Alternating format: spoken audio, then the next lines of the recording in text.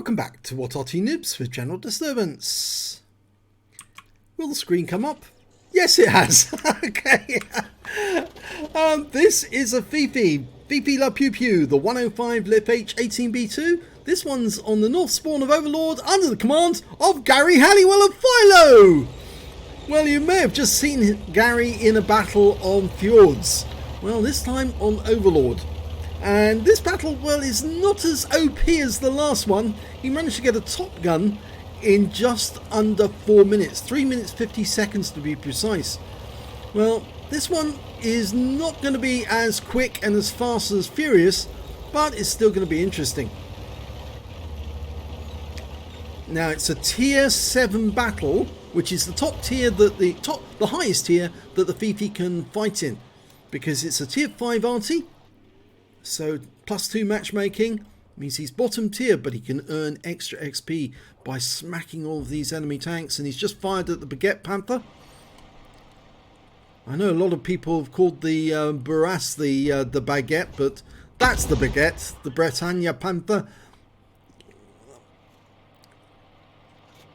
He's right at the edge of the arc of fire, and the only other enemy tanks we can see at the moment are on the slightly lower part of the cliff. We've got a Crusader hiding behind that bunker, and he's in a very bad way because now Gary's had time to dial in and gets a massive hit.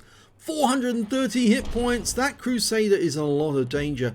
He finds one quick snap in, and yes, gets the kill with Splash. Very nicely done.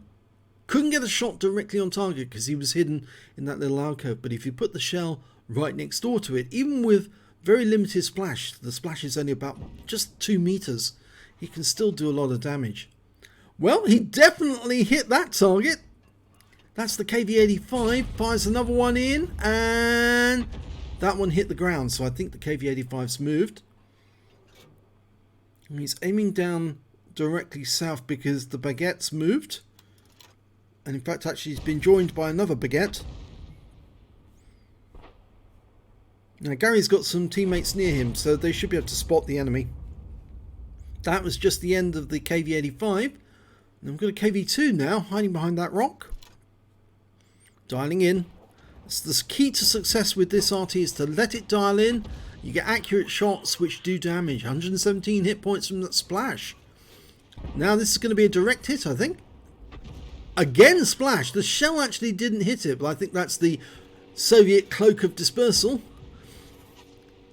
That one hit the target. And our T-3485M is popping up. Now, can we get a shot onto that KV-2 before he kills someone? No, unfortunately we don't. And just need to get it styled in. No, it zipped past the KV-2. He's managed to get around. I don't know what that T-3485 thinks he's doing, because that KV-2 is about to kill him with derp. And yes, that T-3485 just died to the enemy KV-2. We just didn't see it because Gary moved away because the Baguette's been found, or at least one of them has. And that time he got a hit. He's got a 7.51 second reload. He's using premium consumables, which is not Coca-Cola, it's coffee and baguettes. Or no, coffee and croissants, sorry. Fires around the T-3485M, just misses him. It was a bit of a snap. And another Baguette's been spotted. There he is.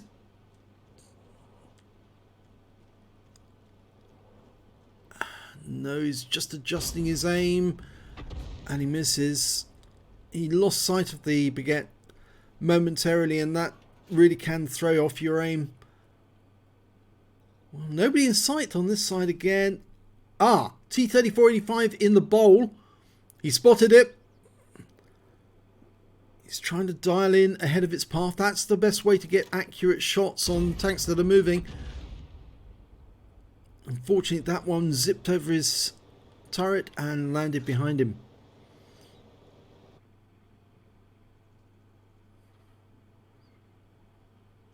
There's the Baguette. South of the bowl. He's very high on this strategic view. That shell missed, went into the bank. Very difficult to actually see what's going on. Oh, he's dialing in now. That's better. And you can see that the shell would actually impact on the ridgeline. He fires it in. Yep, hits the ridgeline. It seems that he doesn't like battle assistant at the moment. He's trying to fire the old-fashioned way with strategic view, but it doesn't seem to be working for him.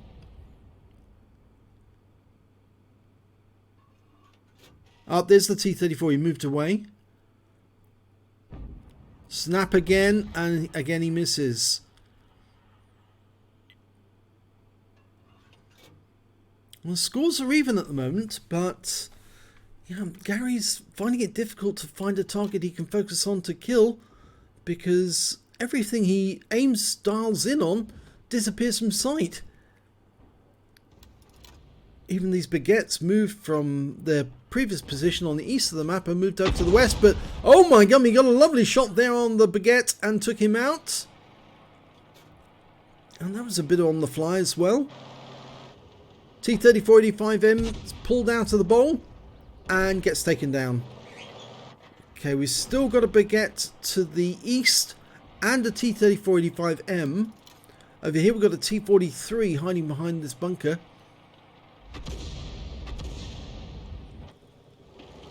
Okay, he's turning to face the south because, yeah, one of the baguettes has come north, and he's backing up because that ridgeline just in front of him is actually going to impede his shot. You can see there, red line extending from that ridgeline, so he can't shoot that baguette at the moment because he's just too close to that ridgeline.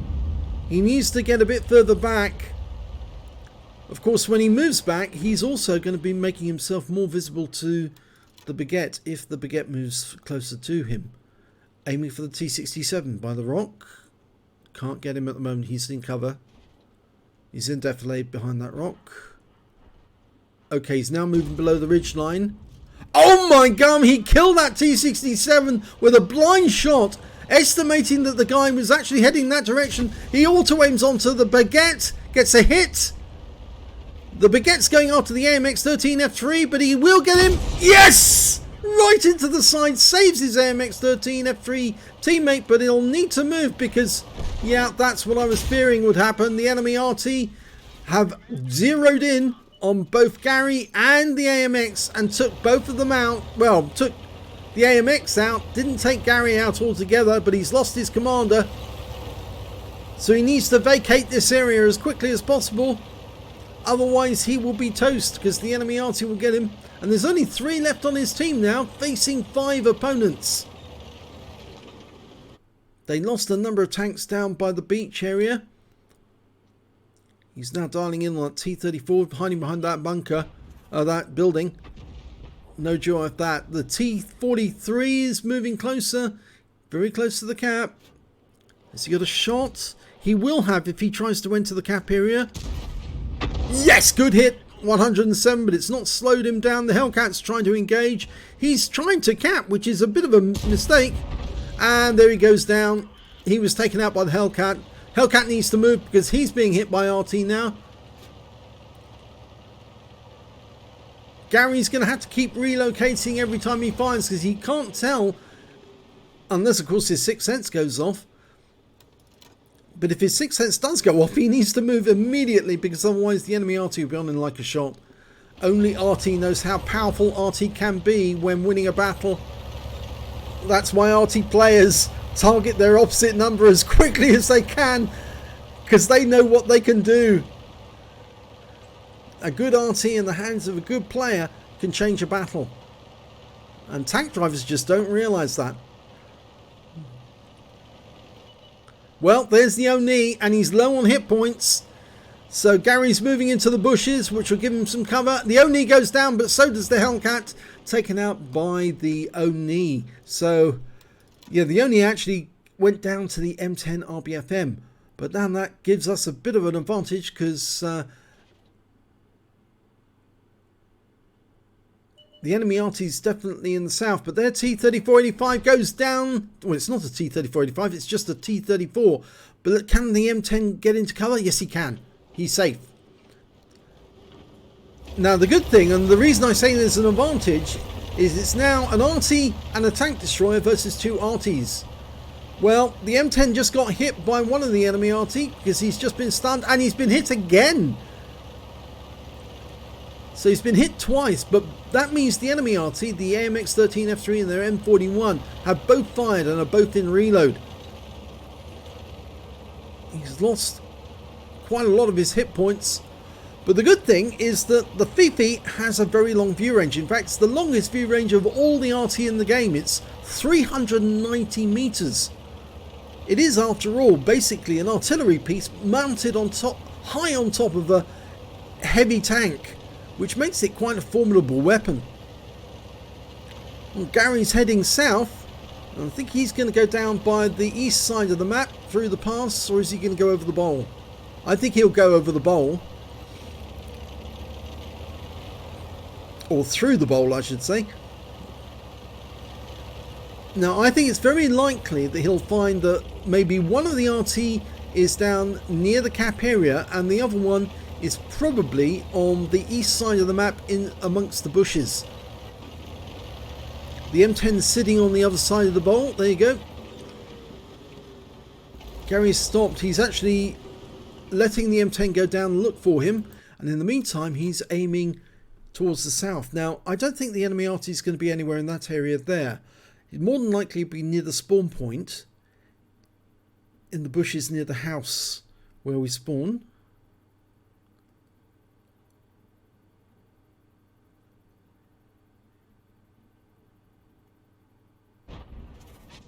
He's fired one snap in there, but he will be able to reload in time. He's got 12 rounds left. It's not a huge amount, but it's more than enough to deal with 2 Artys. Remember, most artillery pieces have very little armour. Of course, the Fifi is one of the exceptions. It does have quite a bit of armour. Okay, the M10's gone directly down to the farmhouse area where we'd expect at least one of the RT to be. And he hasn't found anyone yet.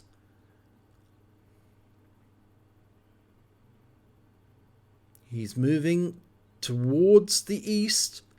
Have a quick look in the bushes. No, changed his mind. He's going down towards the beach area.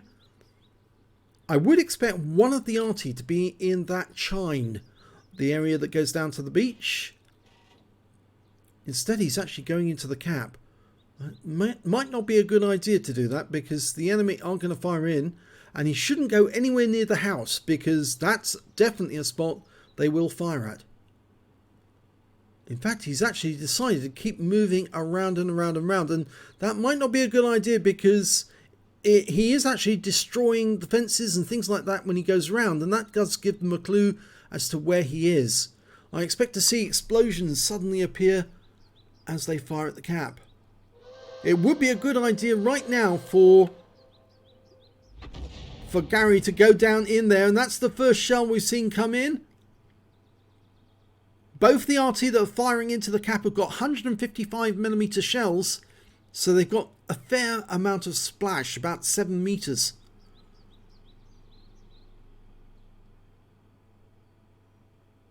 As I said, they're more likely to aim to just behind the house, expecting that somebody will hide behind the house.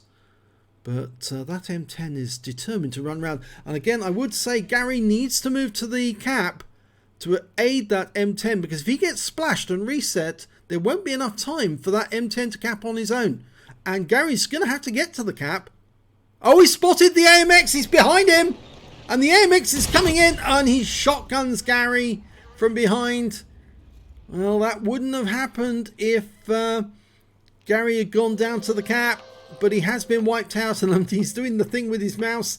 So we'll follow what's going on with the M10, and the M10 has capped. He's managed to cap out. So the AMX went for the kill on Gary rather than getting the reset, but I suppose he had to simply because Gary was there and seen him. So there was not a lot he could do. I suspect that AMX13F3 intended to actually find who was capping and shoot at them from the bowl, but he found Gary there instead. Well, here's the end of battle results. It's a first-class tanker for Gary Halliwell in the 105 leFH18B2. He managed to get a fighter badge for getting at least 4 kills. He got 4 exactly. A bruiser medal for getting at least 5 critical hits. He got 9 in that one. And his win rate for the game was 8,346, which is definitely super Unicum standard. So let's have a look at the team score. Well, in actual fact, he did the highest damage in the game in that game. 1,911 hit points of damage, but no high caliber, I'm afraid, which is a bit of a pity because he certainly deserved one in a Tier 7 game. When it came to the next highest scorer was the Oni on their team with 1,843, and after that it was the Oni on the enemy team with 1,722. When it came to kills, it was shared between Gary Halliwell and the T43. Both had 4 kills apiece. And when it came to base XP, it was Gary again. So he's actually got the top in all 3 columns. 840 base experience points for Gary, 719 for the M10, 683 for the Oni. And the M10 managed to get an invader.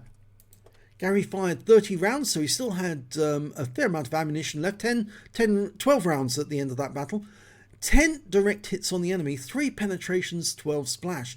Damage of 1,911 hit points of damage, 1,644, which was at more than 300 meters, and 1 hit received from the enemy. It was splash, well 2 hits actually. He did get splashed by the M41 earlier, but the AMX-13F3 shot him right in the rear and took him out of the game. He spotted 1 enemy vehicle, the AMX-13F3, damaged 7 of the enemy, killed 4, and he also managed to get 3 defense points because he actually hit that T43 when he was in the cap. On a premium count, he earned 44,388 credits, got 18,199 for holiday ops, total 62,587, and after repair, ammunition, resupply and consumables, took away 37,010 credits. He received 1,260 XP, got 10,080 for the holiday ops, 504 because this is a premium vehicle, and took away 11,844 experience points altogether. So a very good round for Gary in terms of the amount of experience points he took away from the battle. But if he'd actually gone to the cap to help the M10, I'm not sure that AMX would have been able to get a shot on them in time to actually reset the cap. But I think Gary might have survived the battle, at least intact. As it is, he didn't survive the battle, but in dying, he actually prevented that AMX-13F3 getting a shot on the M10 while he was capping. And they won. So if you enjoyed that replay, please give this video a like and do subscribe to our channel. And thank you for watching.